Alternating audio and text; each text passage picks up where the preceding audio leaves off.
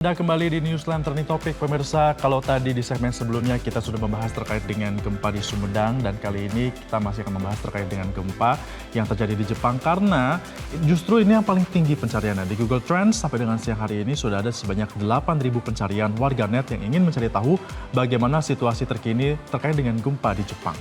Ya, karena ini memang gempa bumi dahsyat yang bermagnitudo 7,5 mengguncang Jepang di hari pertama tahun 2024, yaitu pada Senin 1 Januari, dan ini memicu gelombang tsunami. Gelombang tsunami sudah terjadi, tadi kita sudah dapat informasinya, hanya tidak bisa dibilang hanya ya 1 meter, dan juga sampai dengan saat ini pun data-data dari korban meninggal dunia masih terus dikumpulkan oleh pemerintah Jepang. Bahkan pemerintah Jepang juga ini sudah menurunkan ya peringatan tsunami akibat dari gempa yang berkekuatan 7,5 ini, dan juga melanda prefektur sisi laut Jepang, terutama di pulau utama Honshu.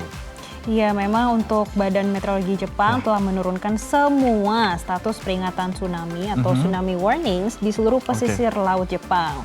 Memang kalau awalnya ada ini menjadi tsunami advisory, himbauan supaya masyarakat tetap waspada. Iya, dan setelah gempa itu terjadi, sedikitnya pemerintah Jepang juga sudah mengumumkan ada sebanyak 60 kali gempa susulan yang terjadi di wilayah Noto dengan kekuatan yang bervariasi, pemirsa.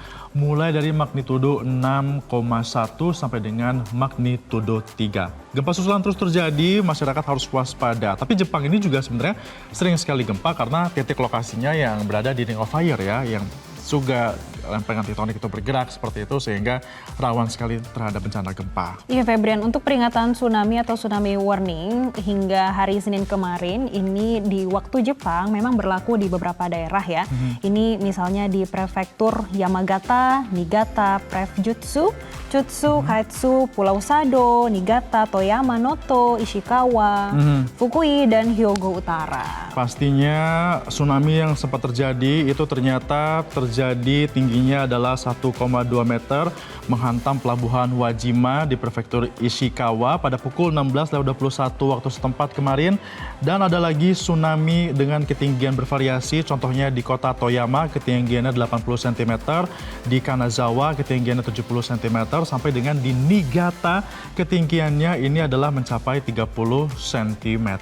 Nah, Badan Meteorologi Jepang ini mengatakan dalam seminggu ke depan ini kemungkinan akan lebih banyak gempa besar yang terjadi di wilayah Jepang, terutama dalam 2 atau 3 hari ke depan, Febrian. Artinya harus berhati-hati ya, karena masih ada peringatan gempa sampai dengan 2-3 hari ke depan. Bahkan bukan hanya gempa di Jepang saja yang harus berhati-hati, pemirsa, namun di wilayah lainnya, negara tetangga Jepang seperti di Rusia, ada salah satu pulau yang masuk dalam wilayah Rusia, yakni adalah Pulau Sakhalin di Rusia, dekat dengan kota Vladivostok, yang ternyata juga ikut ada waspada tsunami di sana akibat dari gempa Jepang yang 7,5 magnitudo tadi. Artinya kekuatan yang begitu besar sampai dengan ke pulau yang dekat dengan Rusia. Dengan adanya kondisi ini di Jepang, Perdana Menteri Jepang Fumio Kishida ini menjelaskan kalau pemerintahnya telah mendirikan pusat darurat khusus untuk mengumpulkan informasi terkait gempa dan tsunami dan menyampaikan kepada publik secara cepat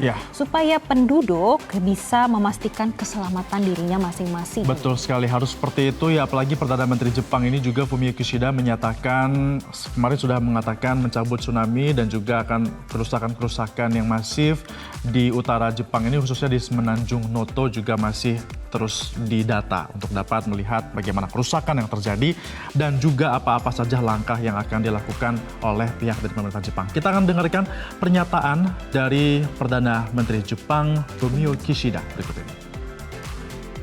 昨夜から全力を挙げてこの情報収集に努めていますが、この道路寸断のため、能登半島北部地域への立ち入り、これ、極めて困難な状況にあります。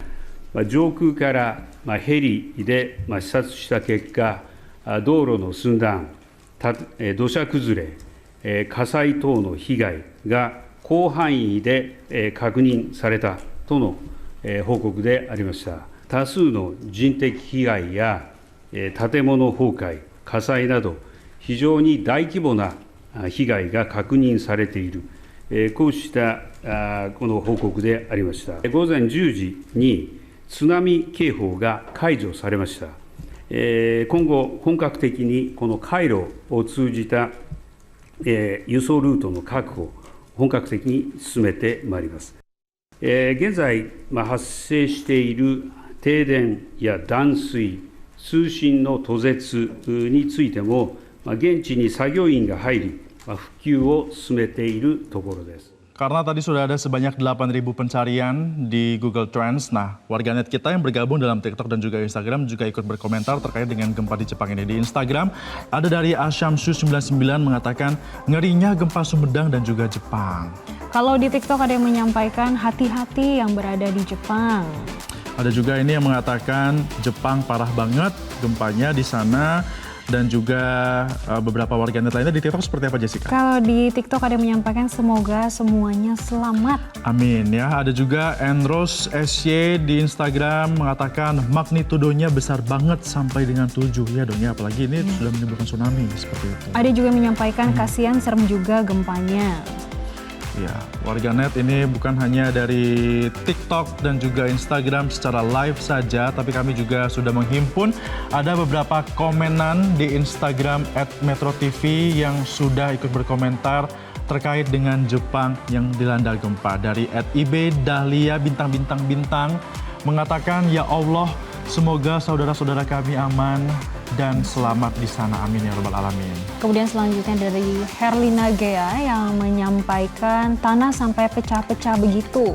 Ya karena ini gempanya besar ya, sampai 7 magnitudo. 7,5 magnitudo 7,5 ya. Ada juga ini dari @Agung Kusumaning mengatakan katanya bangunannya tetap kokoh. Mungkin memang ada perbedaan ya, karena Jepang sudah dilanda gempa berpuluh-puluh tahun yang lalu, sudah terbiasa sehingga bangunan mereka menyesuaikan ya dengan kondisi alamnya di sana seperti apa, dan mungkin itu menjadi salah satu persiapan dari pemerintah Jepang kalau menghadapi kondisi bencana alam yang tidak pernah kita duga kapan terjadinya. Bisa dicontoh ya sebenarnya oleh pemerintah Indonesia ya, agar kalau ada gempa bangunan-bangunan bisa lebih sedikit lagi yang menjadi korban ataupun rusak.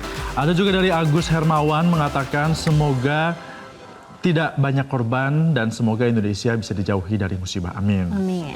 Dan memang sebetulnya banyak sekali yang juga membahas nih, Febrian, bagaimana sih nasib dari warga negara Indonesia yang berada di Jepang. Karena kalau kita melihat datanya di Kemlu, ini ternyata ada 1.315 WNI yang menetap di prefektur Ishikawa, Jepang yang menjadi pusat gempa. Oh, tapi sedang didata ya oleh pemerintah, dan kita doakan semoga pada warga negara Indonesia di sana bisa selamat semua, tidak ada korban yang ditimbulkan.